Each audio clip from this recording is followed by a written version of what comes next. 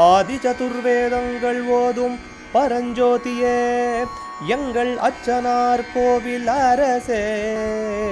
நம்புவோர்க்கு உபகாரி என்பதில் இவரன்றியில் நாட்டில் ஓர் தெய்வம் யார்கான். ஆதி சதுர்வேதங்கள் ஓதும் பரஞ்சோதியே எங்கள் அச்சனார் கோவில் அரசே. சுவாமியே சரணமையப்பா. திருக்கோயில் அரசே சரணமையப்பா. பகவானுடைய 222வது திருப்பெயர் நாமா ஹவ்யவாகாய நமஹா. ஹவிஸை சுமந்து செல்வோனுக்கு நமஸ்காரம். ஹவ்யத்தை வாஹா சுமந்து சென்று உரியவர்களிடம் சேர்ப்பிப்பவன்.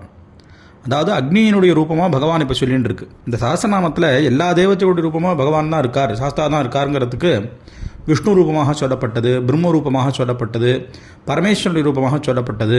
இதில் முக்கியமான ஒரு கடவுள் அக்னி, ஆனால் அவர் ரூபமாகவும் இருக்கிறவருங்கிறது சொல்லப்படுறது. பூதேபியோ தேவேபியோ ஹவ்யம் வஹதீதி ஹவ்யவாக. அதாவது பூதங்களுக்கும் தேவதைகளுக்கும் ஹவ்யத்தை எடுத்து செல்வதனாலே ஹவ்யவாகனன் அப்படின்னு பேர். ஹவ்யம் அப்படின்னு சொல்லி சொன்னால் மந்திரத்தோட அக்னியில் சேர்க்கப்படக்கூடிய ஹவிஸ் ஆகுதி.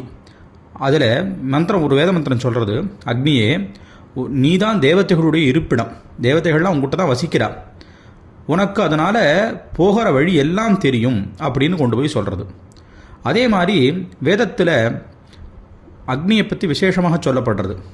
ஹவ்யவாகன் அப்படின்னு அக்னிக்கு ஒரு பெயர். அப்படின்னா ஹவ்யம்னு சொன்னால் தேவர்களுக்கான ஆகுதிக்கு ஹவ்யம்னு பெயர், அதை எடுத்து செல்றவர், அதனால் ஹவ்யவாகனன். கவ்யவாகனன் ஒரு பெயர். கவ்யம்னு சொல்லி கவ்யம் அப்படிங்கிறது பித்திருக்களுக்கான ஆகுதி எடுத்துன்னு போகிறவர், அதனால் அவருக்கு கவ்யவாகனன்னு பேர். சஹஸ்ராட்சஸ் ராட்சசர்களுக்குன்னு கொடுக்கப்பட்டதை எடுத்துன்னு போகிறவர். அக்னிக்கு ஜாதவேத பிரபாகரன், சப்தஜிஹ்வா, ஹவ்யவாகனன், அஸ்வோதரன், வைஸ்வானரன், கௌமார தேஜஸ், விஸ்வதோமுகன், பூதி அப்படிங்கிற 8 மூர்த்திகள் இருக்கிறதாக சொல்லப்படுறது. அதில் 3ஆவதாக இருக்கக்கூடிய மூர்த்தத்துக்கு ஹவ்யவாகனன்னு பேர்.